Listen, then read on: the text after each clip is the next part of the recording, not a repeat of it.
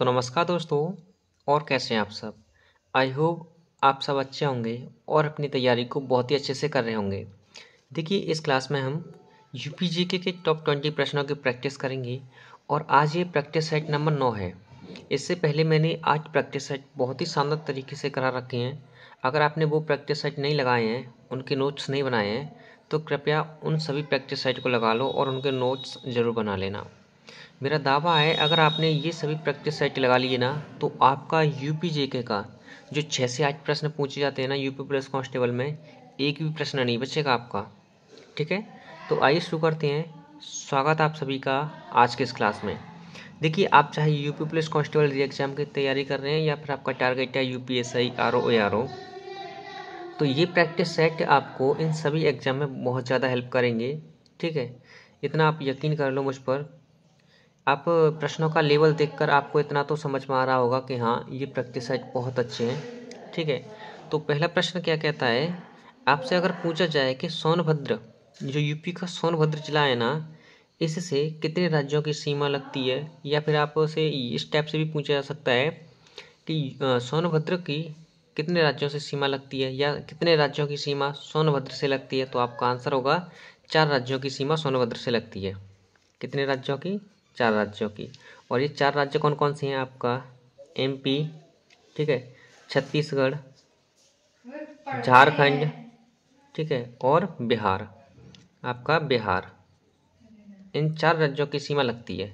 ठीक है, नेक्स्ट प्रश्न है प्रश्न नंबर 2। प्रश्न नंबर 2 क्या कहता है कि कौशाम्बी का मुख्यालय का नाम क्या है। यूपी का एक जिला है कौशाम्बी, और इस कौशाम्बी के मुख्यालय का नाम क्या है, तो आपका आंसर होगा मंझनपुर। मंझनपुर, ठीक है, ओके। प्रश्न नंबर 3 कहता है कि यूपी में कुल कितने कृषि जलवायु क्षेत्र हैं। यूपी में कुल कितने कृषि जलवायु क्षेत्र हैं, तो इसका आंसर होगा आपका कुल 9 जलवायु क्षेत्र हैं। कितने? कुल 9 जलवायु क्षेत्र हैं। और ये प्रश्न आपके मॉक में भी देखने को मिल रहा है। प्रीवियस ईयर में शायद यहाँ से प्रश्न नहीं पूछा गया, लेकिन मैं इतना दावा करता हूँ कि इस बार यहाँ से मैक्सिमम पॉसिबिलिटी रहेगी प्रश्न पूछे जाने की। ठीक है, प्रश्न नंबर 4 क्या कहता है कि गंगा जल परियोजना कहाँ चलाई जा रही है। गंगा जल परियोजना कहाँ चलाई जा रही है, तो आपका आंसर होगा, इस परियोजना चलाई जा रही है आपके ग्रेटर नोएडा में। ग्रेटर नोएडा किस लिए चलाई जा रही है?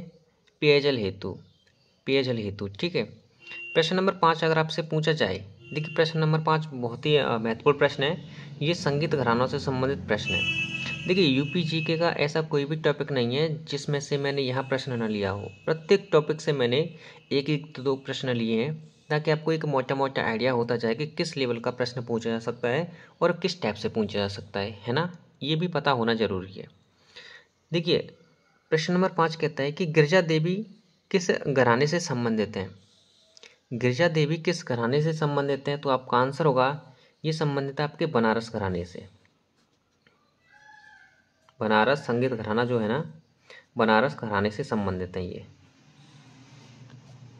ओके, प्रश्न नंबर 6 है। देखिए, ये यूपी के जो प्रमुख वन्यजीव विहार है ना, उनसे संबंधित प्रश्न है। और जैसा लेवल मैं आपको यहाँ दिखा रहा हूँ ना इन प्रश्नों के माध्यम से, उसी प्रकार का लेवल के प्रश्न, इसी प्रकार के लेवल के प्रश्न ही आपसे पूछे जाएंगे। ऐसा नहीं है कि आपको ज़्यादा गहराई में से पूछ लिए। कांस्टेबल में सिंपल प्रश्न पूछे जाएंगे एक वन लाइनर अप्रोच के साथ, और ज़्यादा टफ नहीं पूछे जाएंगे। ठीक है, आप परेशान मत होना कि किस टाइप के प्रश्न पूछे जाएंगे। इसीलिए तो मैं आपको ये मॉक टेस्ट करा रहा हूँ, प्रैक्टिस सेट करा रहा हूँ, ताकि आपको पता चलता जाए कि किस प्रकार के प्रश्न पूछे जा सकते हैं, किस टॉपिक का कितना वेटेज रहेगा, है ना। प्रश्न नंबर 6 क्या कहता है कि महावीर स्वामी वन्यजीव विहार कहाँ पर है। महावीर स्वामी वन्यजीव विहार कहाँ पर है, तो आपका आंसर होगा, यह है आपके ललितपुर में। कहाँ पर? ललितपुर में। ललितपुर, और ललितपुर में ही कौन सा प्रमुख खनिज पाए जाते हैं? ललितपुर, यूरेनियम पाया जाता है ललितपुर में। क्या पाया जाता है? यूरेनियम। ये जो महावीर स्वामी वन्यजीव विहार है ना, ये सबसे छोटा वन्यजीव विहार है। सबसे छोटा वन्यजीव विहार है, जो कहाँ पर है? ललितपुर में। ठीक है, कहाँ पर? ललितपुर में। ओके, ललितपुर ना मध्य प्रदेश से 3 ओर से घिरा हुआ राज्य है, सॉरी जिला है।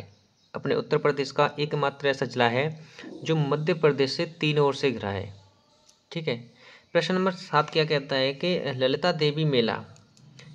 देवी मेले का आयोजन कहाँ होता है या ये मेला कहाँ लगता है? तो आपका आंसर होगा नैमिषारण्य। नैमिषारण्य एक जगह है, एक स्थल है जो कहाँ पर है? आपके सीतापुर में। सीतापुर, यहाँ पर ये ललिता देवी मेले का आयोजन होता है। ठीक है। प्रश्न नंबर 8 है, ये यूपी की जो प्रमुख सागर झीलें वगैरह है ना, उनसे संबंधित प्रश्न है। प्रश्न नंबर 8 कहता है कि गोविंद बल्लभ पंत सागर कहाँ पर है? गोविंद बल्लभ पंत सागर कहाँ पर है? तो आपका आंसर होगा सोनभद्र। और ये एक आर्टिफिशियल सागर है ना, कृत्रिम है। कैसा है? कृत्रिम। ठीक है। प्रश्न नंबर 9 है कि अकबर के मुख्य सलाहकार बीरबल का जन्म कहाँ हुआ, यानी इनका संबंध कहाँ से है? देखिए, इस प्रश्न से आपको दो प्रश्न देखने को मिल रहे हैं। अगर आपसे पूछा जाए कि अकबर के मुख्य सलाहकार कौन थे, तो आपका आंसर होगा बीरबल। अकबर के मुख्य सलाहकार थे बीरबल। ठीक है। इनका जन्म हुआ था कालपी, यूपी के ही रहने वाले थे ये, कालपी जालौन। इनका जन्म कालपी में हुआ था, जो कहाँ पर है ये स्थान? जालौन में। ठीक है। यहाँ पर बीरबल का जन्म हुआ था और ये अकबर के नवरत्नों में शामिल थे और अकबर के मुख्य सलाहकार थे। ठीक है। नेक्स्ट है आपके समसपुर पक्षी प्रश्न नंबर 10 क्या कहता है कि समसपुर पश्चिमी बिहार किस जिले में स्थित है? समसपुर पश्चिमी बिहार किस जिले में स्थित है? तो आपका आंसर होगा रायबरेली। अब ये याद कैसे रखना है आपको? समसपुर यानी समस्त आप ये बोल सकते हैं कि समस्त लोग राय मांगने जाते हैं।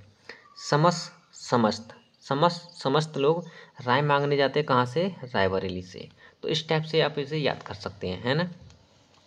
अगला प्रश्न है, बमरौली हवाई अड्डा किस जिले में है? बमरौली हवाई अड्डा किस जिले में है? जैसे खेड़िया आगरे में है ना, तो ये बमरौली हवाई अड्डा है ना, ये है आपके प्रयागराज। अब एक प्रश्न मैं आपसे पूछूं कि यूपी का ऐसा कौन सा जिला है जहां पर सर्वाधिक जनसंख्या है? तो आपका आंसर होगा प्रयागराज। ठीक है। संगम मेले का आयोजन कहाँ होता है? त्रिवेणी संगम, प्रयागराज। ठीक है। अपने यूपी का हाई कोर्ट कहाँ पर है? प्रयागराज। आनंद भवन कहाँ पर है? प्रयागराज। इस टाइप से आप प्रश्नों को लिंक करते जाया करो और रिपीट करते जाया करो बार बार, तभी आपको जीके जीएस पर पकड़ होगी। ठीक है। ऐसी कोई जड़ी बूटी है तो नहीं जिसको आप घोलकर पी लो और आपको याद हो जाए, ऐसी कोई भी जड़ी बूटी नहीं है। बार बार रिवीजन करना होगा, प्रश्नों को एक दूसरे प्रश्न से लिंक करना होगा। ठीक है। प्रश्न नंबर 12 क्या कहता है कि घोड़ा नृत्य किस अवसर पर किया जाता है? ये जो घोड़ा नृत्य है ना, किस अवसर पर किया जाता है? तो आपका आंसर होगा मांगलिक अवसर पर। आंसर देखिए, ऑप्शन आपको मांगलिक अवसर ही देखने को मिलेगा, है ना। अगर ये प्रश्न पूछा जाएगा तो उसमें मांगलिक अवसर होगा। मांगलिक अवसर कहते हैं शादी ब्याह के अवसर को। शादी ब्याह के अवसर पर जो घोड़े आते हैं ना शादियों में, जब वो डांस करते हैं तो उसी को कहते हैं घोड़ा नृत्य। ठीक है। प्रश्न नंबर 13 है, ये यूपी की योजनाओं से संबंधित प्रश्न है कि उज्ज्वला। देखिए, उज्ज्वला अगर ये लेखन की दृष्टि से ये गलत है, लेकिन यहाँ पर अगर इसमें वाव वकील के में लिंक कर दोगे तो ये शुद्ध हो जाएगी। उज्ज्वला 2.0 योजना का शुभारंभ कहाँ हुआ? तो आपका आंसर होगा महोबा। ठीक है। यूपी का एक जिला है महोबा, जहाँ पर ये उज्ज्वला 2.0 योजना का शुभारंभ हुआ था। ठीक है। प्रश्न नंबर 14 है, यूपी के कितने जिले बिहार की सीमा से लगे हैं? यूपी के कितने जिले बिहार की सीमा से लगे हैं? तो आपका आंसर होगा 7 जिले। कौन कौन से हैं आप नोट डाउन करते जाना। महाराजगंज, देवरिया, कुशीनगर, बलिया, गाजीपुर, चंदौली और एक है सोनभद्र। ठीक है। उसके बाद है, यूपी की न्यूनतम सीमा किस राज्य से लगी है? प्रश्न नंबर 15, यूपी की न्यूनतम सीमा किस राज्य से लगी है? तो आपका आंसर होगा हिमाचल प्रदेश से। हिमाचल प्रदेश से यूपी का एकमात्र जिला है जो अपनी सीमा शेयर करता है, उसका नाम है सहारनपुर। क्या है? सहारनपुर। प्रश्न नंबर 16 क्या कहता है कि यूपी का न्यूनतम जनसंख्या घनत्व वाला जिला कौन सा है? यूपी का न्यूनतम जनसंख्या घनत्व वाला जिला है आपका ललितपुर। ललितपुर। अभी मैंने आपको बताया था कि ललितपुर में कौन सा वन्य जीव विहार है। इसका आंसर आप कमेंट करके ज़रूर बताओ कौन सा है। महावीर स्वामी वन्य जीव विहार। ललितपुर में ही आपको यूरेनियम मिलता है। क्या मिलता है? यूरेनियम मिलता है। ठीक है। प्रश्न नंबर 17 है, केंद्रीय पक्षी अनुसंधान संस्थान कहाँ पर है? ये यूपी के जो प्रमुख संस्थान वगैरह हैं ना, उनसे संबंधित प्रश्न है। इसलिए मैं आपसे कहता हूँ कि इन प्रैक्टिस सेट को कंप्लीट लगाते जाना। प्रत्येक टॉपिक से मैं यहाँ पर बहुत ही महत्वपूर्ण प्रश्न लेके आता हूँ, जो कि आपको आपके एग्जाम को बहुत अच्छे से टारगेट कर रहे हैं। ठीक है। प्रश्न नंबर 17 है, केंद्रीय पक्षी अनुसंधान संस्थान कहाँ पर है? तो इसका आंसर होगा आपका इज्जत नगर।